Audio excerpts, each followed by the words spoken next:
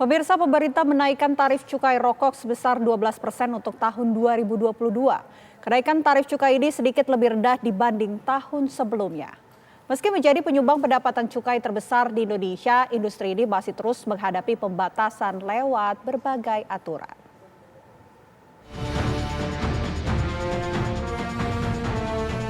Kenaikan tarif cukai rokok sudah ditetapkan oleh pemerintah untuk tahun 2022 sebesar 12%. Kenaikan tarif cukai ini sedikit lebih rendah dibanding tahun sebelumnya.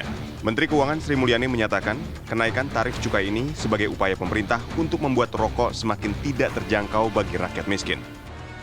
Kenaikan tarif rata-rata cukai Bapak Presiden memberikan arahan antara 10 hingga 12,5, kita menetapkan di 12%.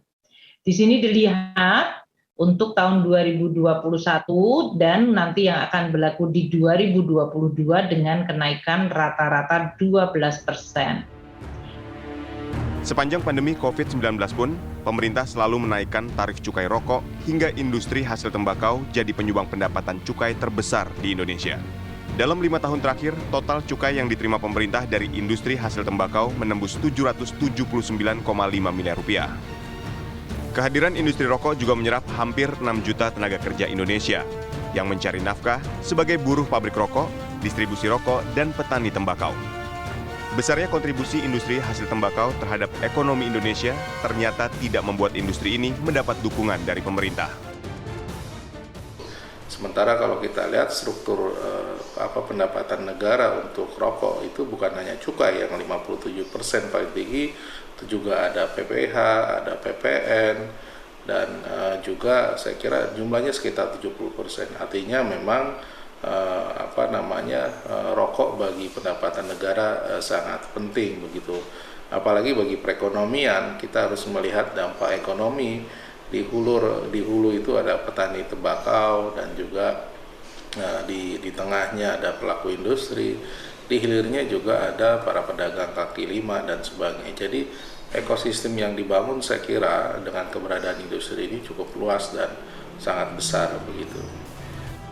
Ruang gerak industri rokok terus-menerus ditekan lewat berbagai peraturan pemerintah, salah satunya PP 109 tahun 2012. Pelaku industri hasil tembakau dikenakan berbagai macam larangan, bahkan baru-baru ini sempat diberlakukan larangan memajang produk rokok di toko penjual. Apakah memang apa yang disampaikan pemerintah dengan variabel penentu seperti kesehatan, rokok ilegal, kemudian industri dan juga ke petani, ya, saya kira itu harus dibuka sehingga publik menilai kenaikan tersebut bisa dianggap wajar, kurang wajar, apakah bisa moderat atau lebih tinggi, dan itu bisa akan lebih fair. Dan ini semuanya harus masuk dalam katakanlah ya agenda setting pemerintah ke depan begitu. Karena ya kita tahu sebagian mengatakan ini sunset industry, tapi ya sunset industri ya seharusnya dilarang sama sekali, tapi ini masih dibolehkan dan menjadi tulang punggung pendapatan negara. Nah, ketidakkonsistenan ini yang harus diluruskan dalam beragam dokumen regulasi, termasuk dokumen perencanaan pemerintah begitu.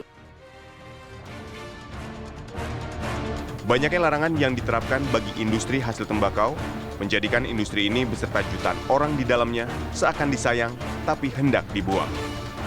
Tim TV One mengabarkan.